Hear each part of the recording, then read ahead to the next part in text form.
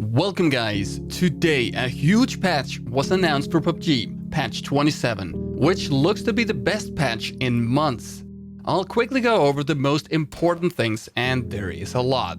A new weapon is coming to PUBG, the MP5K, a submachine gun chambered for 9mm ammunition that only spawns on Vikendi.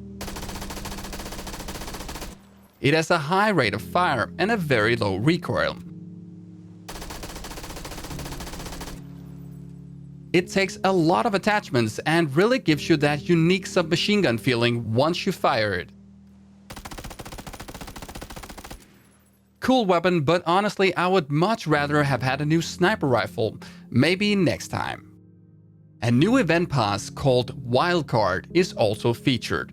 For the price of $10 you'll get 60 levels with lots of new skins. You can still unlock some stuff without buying it, but you'll need to pay if you want it all. The rewards are pretty cool and contain the first ever QBU skin, the first decent crossbow skin, and the first ever skin for the G36C. There are also now backpack skins for both level 1, level 2, and level 3 bags. The level 3 bag is unlockable via missions, and speaking of the missions, they seem alright and the pointless missions seem to have been removed. But what is really cool is the new weapon-specific challenge missions. I really like this idea of weapon-specific missions to unlock weapon-specific skins, and I'm quite curious about how this will be to complete. You'll also be able to track all of these missions in-game while playing, which will make it easier and more enjoyable to complete. The survival title system Season 3 will start, and it will now be faster to gain survival points. You'll also unlock coupons once you progress through the system, which can be used to buy items in the coupon store. The M16A4 is finally getting buffed, and the way they're doing it is by allowing us to attach a tactical stock and a Canted sight to the weapon. The weapon will have less damage drop-off over distance and be more stable due to the stock, so it will be an even better budget DMR. They're also reducing the initial recoil in burst mode. Let's test it.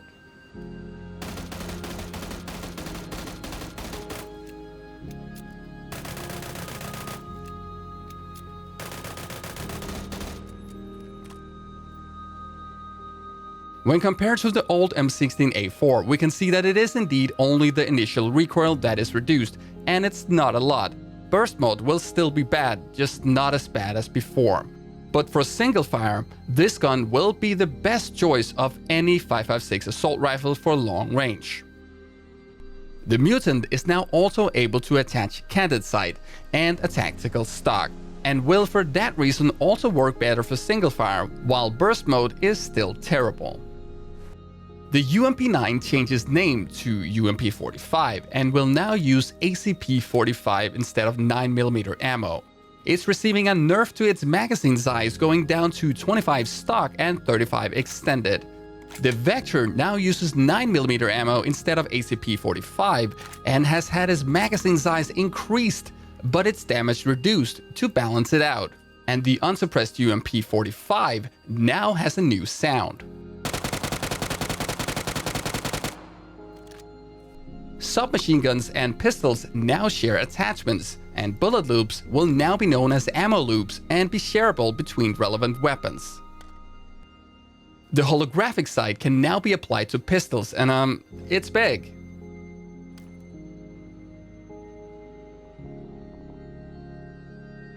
Changes to the hit area damage multiplier is also coming for SMGs and snipers. While it is a slight buff for SMGs, it is a huge buff for snipers, as body shots will hurt much more. Most notable, the AWM will now one-shot a player wearing a level 2 vest if shot in the chest, making it a significantly more powerful weapon than before. Aim punch is now finally getting reduced, and it's quite a big reduction. When you take damage, your aim will be less disturbed, and this is a great improvement in my opinion.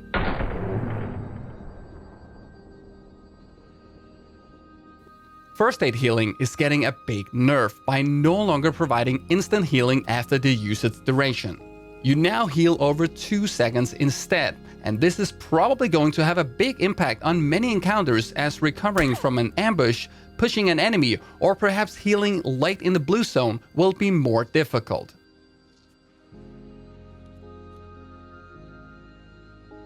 When your weapon is tilted, it will show on your crosshair, making it easier to see if your canted sight is active or not. Loot on Erangel is finally being increased too, as the spawn rate of assault rifles, DMRs, LMGs and SMGs is being increased. This will result in an increase of loot of about 41%. How this will affect the map is going to be very interesting to find out. But I think many will welcome this, as looting 5 buildings without finding a gun can be very frustrating. Flareguns will also receive some big changes.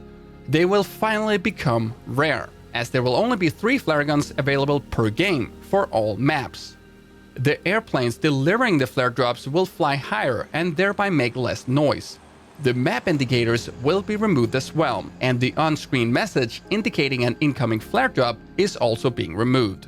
The flare drops in squad play will now only contain 1 set instead of 2. When you move around with weapons equipped, you'll make rustling sounds, as you can hear here.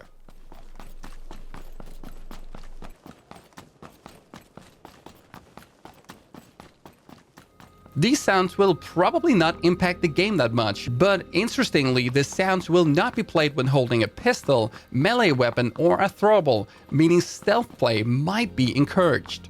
I'll be looking more into these sounds in the future. The settings UI has gotten a big overhaul and now looks much better, and I especially like that you can now see the different graphic settings and how those affect the game. The settings is also something I'll look more into in a future video, so for now, go in there and explore it yourself. Finally, the patch does have several bug fixes, and the 2 most important ones are, in my opinion, that when selecting autofire by default, your weapon will no longer sometimes reset to single, because that was really annoying. Canted sights will no longer boost ADS speed for other scopes too, just like it was originally intended. Now that's all, guys. There's more stuff in the patch notes that I didn't mention, so be sure to check those out. I hope you liked this video, and if you did, subscribe to the channel and like the video for more, and I'll see you guys next time.